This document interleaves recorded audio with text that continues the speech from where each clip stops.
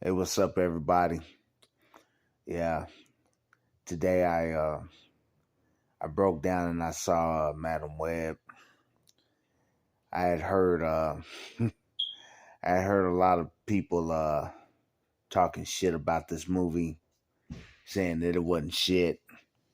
And I had said in the comment section that maybe Madam Web would be the one that surprised us. Maybe Madam Web would be the the one that actually defied our expectations. Bro, let me tell you something. I was wrong. I was wrong as hell. This movie is hot garbage. That's putting it mildly. This movie is made for people who are incapable of thinking. I'm sorry for my slurred speech, but after watching something this awful, I had to have something that cleansed the palate. So, you know, you know, Kettle One came in a pinch for me. But yeah, this movie was terrible as hell. This movie is, I was going to say, it's made for people who have intellectual disabilities, but people who are ADHD, but I just really think that this movie is made for people who they're the people who have this very childlike view of the world. They don't really think things through. Uh, I mean, I'll give you an example. Like one scene has her Cassie Webb stealing a taxi in New York. Mind you, this movie is set. I don't even think it's 2 years after 9/11, and this is after she had been involved in pretty much a massacre of NYPD officers. It wasn't her that killed the NYPD officers. It was Ezekiel who killed the NYPD officers. But she was involved because she was the intended target, or the girls were the intended target. But anyway, this all is taking place in 2003 New York, a year and a half after the events of 9/11. So if you really think about it, you have about 12 cops getting killed in the subway by some lunatic dressed in all black and red chasing some females. And she is the person of interest in the crime that just occurred. The Essentially what would be deemed as a terrorist attack if it had happened in the real world. And she has the bright idea of not only stealing a car with three minor girls with her, but also stealing a taxi which would have a GPS locator on it. It would have a personal identification number for that vehicle by it being a taxi. Then on top of that, this heifer, this dumb bitch, this dumb bitch is driving around for a week in a stolen taxi, and there is no law enforcement present. And I'm really shocked that no other YouTube commenter actually pointed that out, that This woman actually was not only s- seen in a massacre of law enforcement in a subway, but also she's able to steal a taxi. The taxi is apparently not reported stolen. She's able to drive around in that taxi for a week. She's able to legitimately leave the country and not even be once challenged by it. This movie was made for people who don't think. This movie was made for people who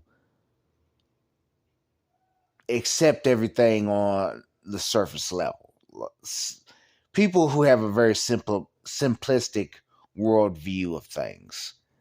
There is no way in hell that a year and a half after 9/11, uh, you are the prime suspect in the massacre of New York law enforcement after the greatest terrorist attack in American history. And also let me mind you, this is only like a few years before in universe the Sokovia incident where Ultron tried to use a piece of a country to cause a mass extinction event by taking a chunk of land from Earth and smashing it into Earth like it was a meteor. Uh, you don't have any law enforcement agencies pursuing this woman, even though on the radio, the only time that you actually see any any type of APB or BOLO put out for this person is he's in the taxi cab, and then when in the diner when the trucker guy gets up and phones in a tip, probably hoping to get like a $15,000, $20,000 reward for the successful capture.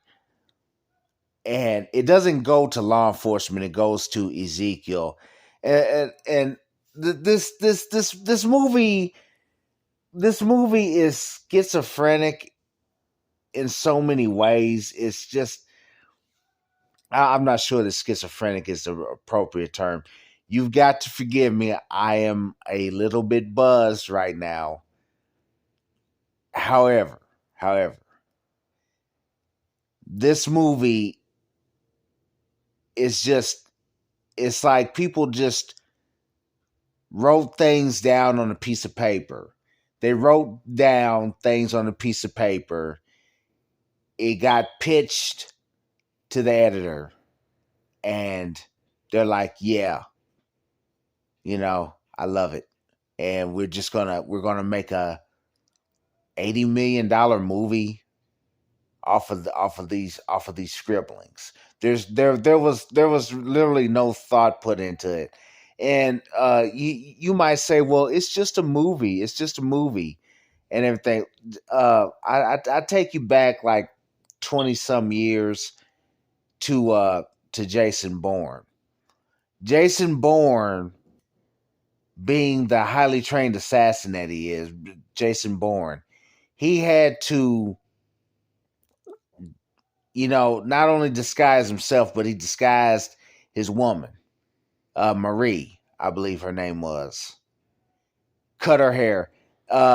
Cassie Webb in the movie doesn't even bother to change her appearance. And in fact, none of the girls in the movie bother to change her appearance. And you hear about like um white privilege. One of the girls in the movie is black, and she doesn't even they don't even try to change her appearance. Now you would think that out of the three, out of the group, the four women involved in this, the black girl would have to change her appearance the most to keep from standing out. She doesn't even change her appearance. And they're supposed to be fugitives But yet again, the only time that you hear in post 9/11 New York that these people are wanted for questioning in the deaths of New York police officers is a 10-second sound bite or segment over the radio in the taxi cab that was stolen. Then another thing that caught my attention is, okay, Cassie Webb comes back to the actual island, which let me also remind you that if you're involved in the massacre of law enforcement in New York City, in the boroughs, in Manhattan, more than likely they're going to try to shut down the island to prevent the escape because they have the description of the vehicle, they have the description of the woman involved, and they have the description of the women involved because New York City is like one of them is like London in the sense that it is one of the most heavily videotaped, video recorded areas in the world. So logic dictates that they would have locked down the island long before they were able to get off the island. See, and they're seen in a rural area of New York State, which implies that they got off the island, uh, uh, uh, New York City. So now they're in New York State. They would have had to drive across the George Washington Bridge into New York State in order to get into that rural area. This shows you how stupid the movie is. This movie is fucking stupid. Even for a superhero movie, even for a movie that is based around a character that really nobody even really gives much of a thought about, even the hardcore comic fans of Spider-Man, nobody really gives a shit about Madame Web. Okay, because the heifer is crippled, she's blind, she doesn't really do shit. And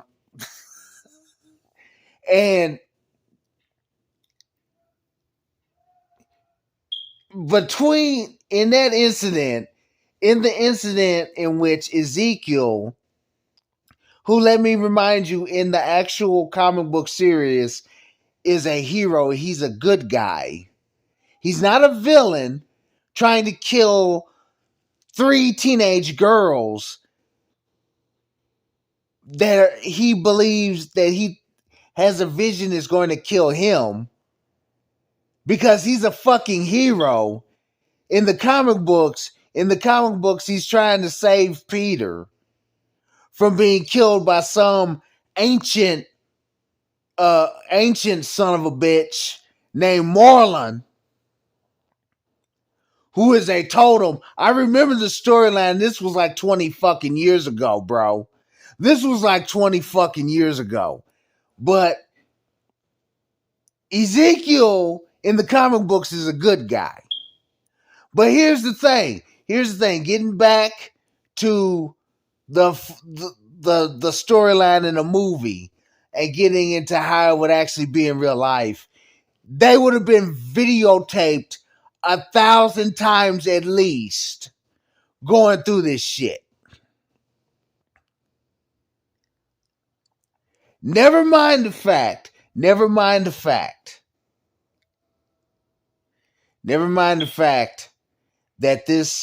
that Cassie Webb is just like they said in the movie that she's awkward. She's not really awkward. She's just this horrible human being. These movies, they have this tendency to think that just because the lead character has a vagina, that means that they are not beholden to morals and common human decency. She saves a woman's life, and the kid gives her a picture that he draw, draws, and she's like, "Oh God, I can't take that picture. What the hell? Oh, who the hell do you think you are?" You know, this character actually let me roll it back. Let me roll it back. This character is Madame Web as Dakota Johnson, because I got the impression that that's Dakota Johnson's character.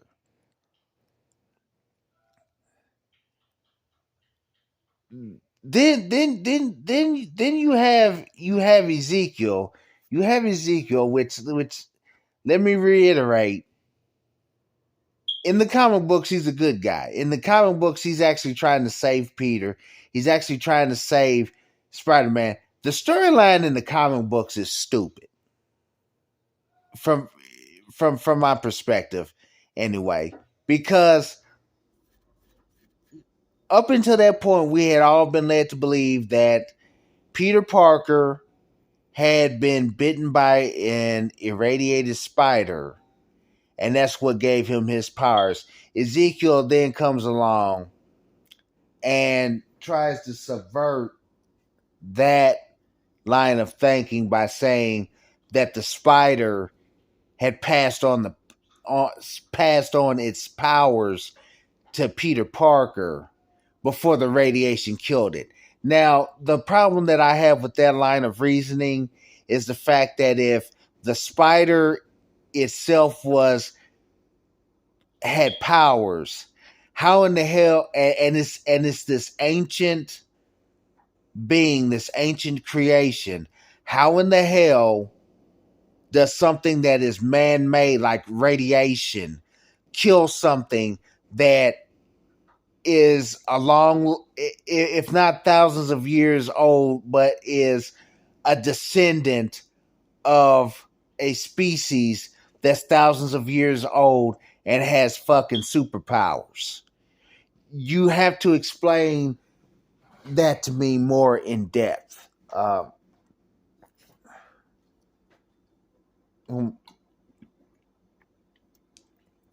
had to take a drink. Forgive me. Uh, but yeah, and so what Madam Web did. Forgive the idiot that's outside screaming like a lunatic. He's probably fucked up as much as I am, if not more. But anyway, whatever.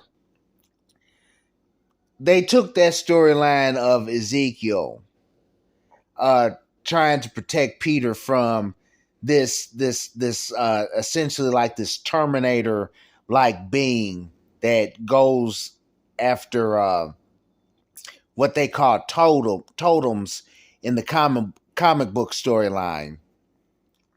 And Ezekiel was going to hide Peter away. They did a 180 on Ezekiel and turned Ezekiel into this essentially this self-centered. Somehow he's able to become a billionaire because he found a spider that gave him superpowers. Mind you, that Peter Parker allegedly found the same spider that gave him powers. And Peter Parker's life, even to this day, even up until this current timeline, his life is kind of miserable, but Ezekiel is this billionaire that has enough money where he can hire at least one gray hat hacker that can hack into the city's infrastructure and not only hack the surveillance systems, but actually hack the traffic lights that control the city's and traffic system, at least in one instance. And again, I have to say again, this is all happening in not just a post 9/11 world, but it's happening in a 9/11 world where that had just happened. And Marvel Comics has acknowledged on several occasions that 9/11 has happened. It's been happening in universe it's to not only happen in real life, but it also is to happen in universe. I have the comic book of them commemorating 9/11. So 9/11 is certainly a thing in the Marvel universe. And they're trying to have you believe that this woman can uh be she didn't attack the officers, but she's certainly connected to an individual who is running around dressed as a evil Spider-Man, attacking police officers and killing police officers. And she's able to escape the island, hide out in the wilderness of New York State, then get on an airplane, airplane post 9/11, early 9/11, and fly not transcontinentally. Oh my God! But travel to South America, thousands of miles in a single engine airplane. A single engine airplane from New York to Peru, and nobody asked any questions about that. Nobody is the least bit suspicious about this. Oh damn, this video is going long. But the long story of it short, what I'm trying to do is I'm trying to cover points that other commentators have not covered about this train wreck of a movie. Um, they took a guy that was pretty heroic, Ezekiel Sims, and they turned him into this douchebag. And on top of that, he was a weak villain. He was a very weak villain. He really, when you think about it, he posed no challenge to really anybody. And my personal take on it is that not only was the movie like made for like people who are like ADHD, but it's like people who have a very simplistic, very I want to say like one size fits all solution to the world and to the problems that they face. It's not made for anybody who thinks like there might be, for every problem there is a different solution. It's for those who are very simplistic in thought, and with that, I'm just gonna go ahead and end it right here. Follow-ups may come, they might, I'm not sure. Depends on my mood. Bye. Have a good one.